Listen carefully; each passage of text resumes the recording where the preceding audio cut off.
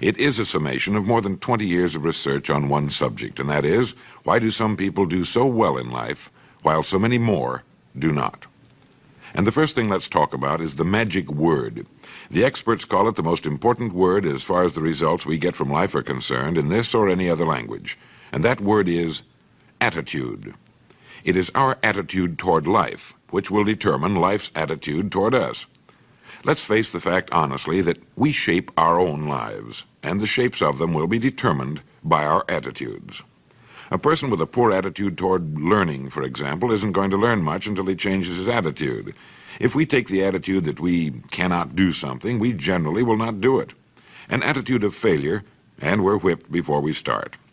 So we know then that what we receive from life, what we accomplish or fail to accomplish, is due in large measure to our overall attitude. William James of Harvard University put it this way: "The greatest discovery of my generation is that human beings can alter their lives by altering their attitudes of mind." And isn't it wonderful that we have this measure of control?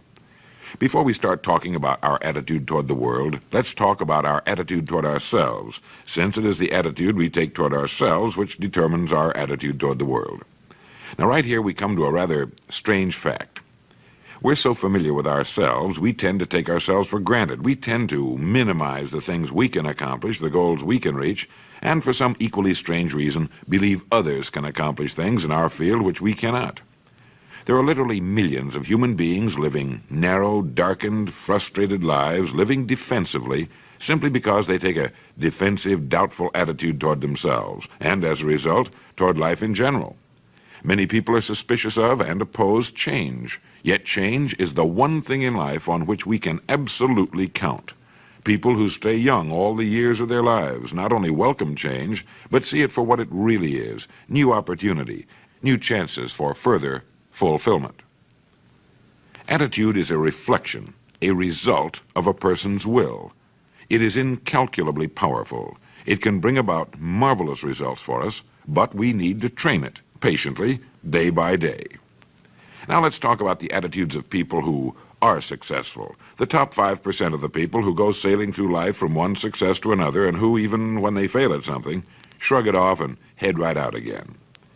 No matter who the person is or what he does, men and women in sales, business executives, people in all the professions, wives and mothers, students, top people in the armed forces, public servants, men and women in the service of religion, working men and women in all fields of endeavor, wherever you find a person doing an outstanding job and getting outstanding results, you will find a person with the right kind of attitude.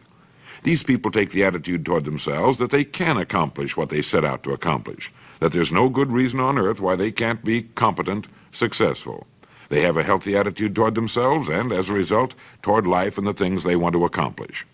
And because of this, they achieve some remarkable things, and they come to be called successful, outstanding, brilliant, lucky, and a lot of other things. They're quite frequently no more brilliant or outstanding than the majority of the people by whom they're surrounded. But they did develop the right attitude, and they found their accomplishments not too difficult, and many times surprisingly easy, simply because it seems that so few are really trying, really believe in themselves. Successful people come in all shapes and sizes and in widely varying degrees of intelligence, background, and so on. But they all have one thing in common. They expect more good out of life than bad. They expect to succeed more than they fail. If you want something worthwhile, take the attitude that there are a lot more reasons why you can have it than there are that you cannot, and set out to earn it. Go after it, work at it, ask for it, and 9 times out of 10, you'll get it. Our environment is really a mirror of our mental attitude. If we don't like our environment, we have to change our attitude first. Now, the world plays no favorites. It's impersonal. It doesn't care whether we change or not. Adopting a good, healthy attitude toward life doesn't affect the world and the people in it nearly as much as it affects us. It would be impossible to even estimate the number of jobs which have been lost, the number of promotions missed, the number of sales not made, the number of marriages ruined by poor attitudes. But you can number in the millions the jobs which are held but hated, the marriages which are tolerated but unhappy, all because of people who are waiting for the world and others to change toward them, instead of being big enough and wise enough to at least make a test which will prove beyond any shadow of a doubt where most or at least a big part of the trouble lies. Studies made of the lives of literally thousands of successful people have shown that they radiate confidence, assurance, they expect success, and they get success. You can spot these people by the way they walk, by the way they look and act. You can feel it about them when they enter a room. They may be short and fat, or tall and thin, or any combination in between, but they have about them the attitude of success. In the record Greener Pastures, I'll get into this next statement, but right now I want you to realize, if you don't already, that in 5 years or less, you can get right to the top of the work you're now doing. I know this, but the important question here is, do you know this? The minute you do know it, you'll have this right attitude I'm talking about.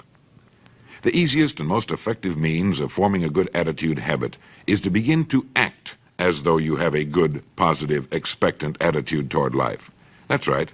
Begin right now to walk, act, and look as though you belong to this group. If you're already in the top 5%, you'll know what I mean. If you've never tried it, you'll be amazed at what happens. Actions trigger feelings, just as feelings trigger actions.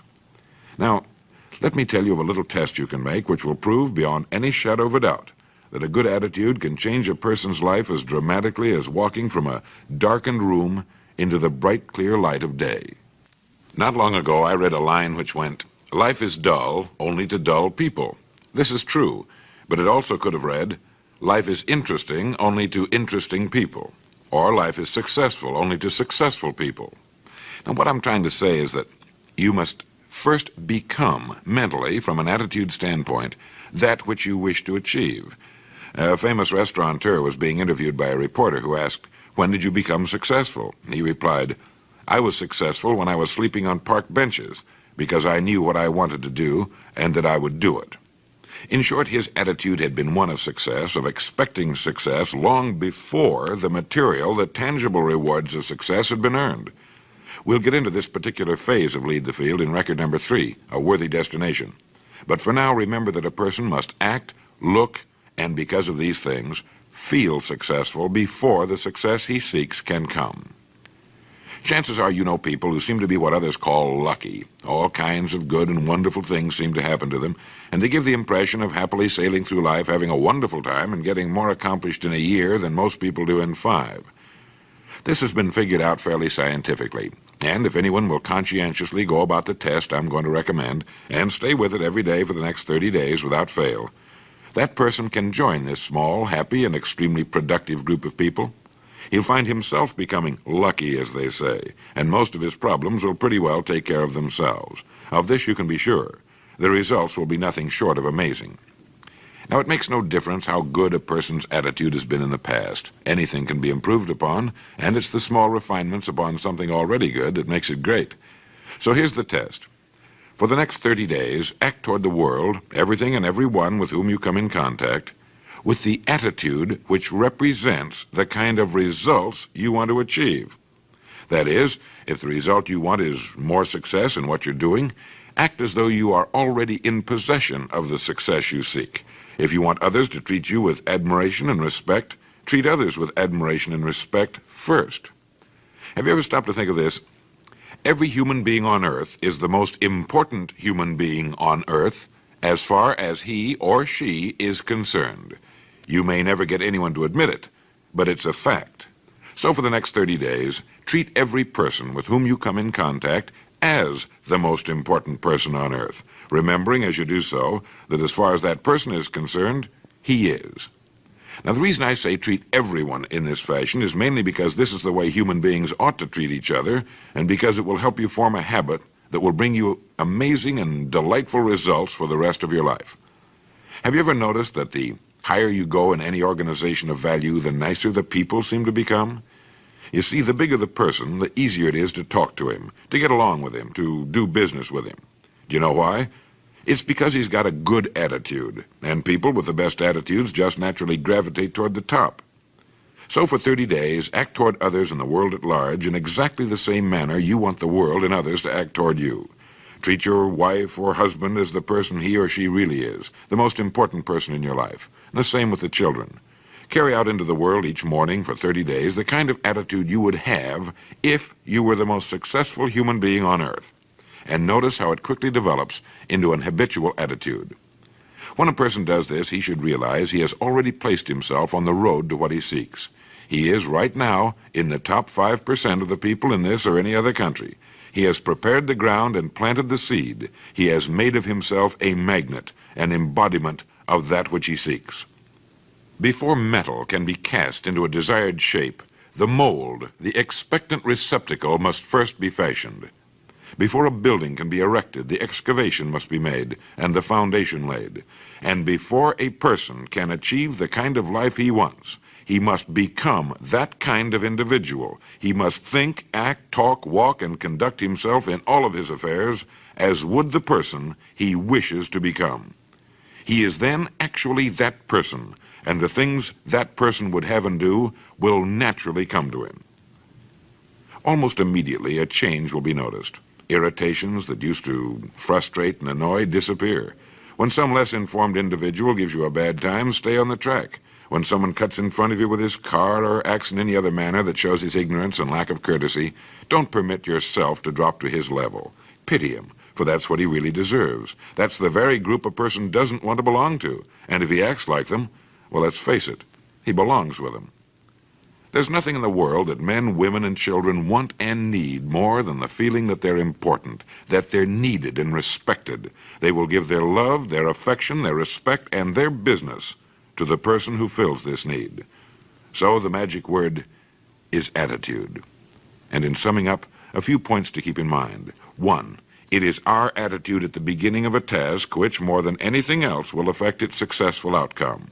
2, it is our attitude toward life which determines life's attitude toward us. 3, we are interdependent. It is impossible to succeed without others. And it is our attitude toward others which will determine their attitude toward us.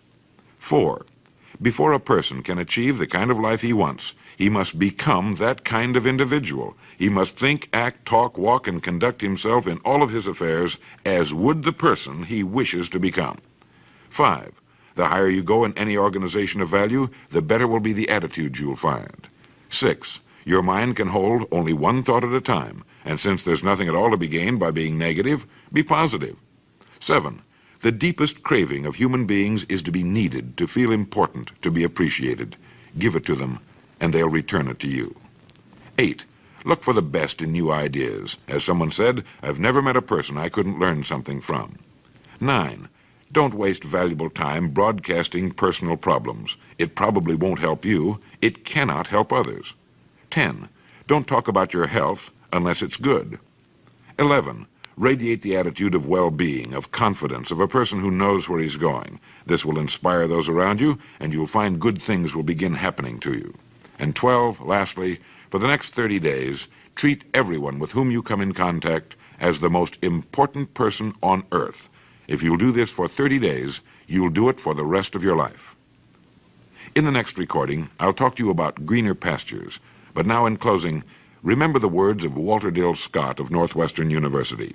Success or failure in any undertaking is caused more by the mental attitude even than by mental capacities. Thank you.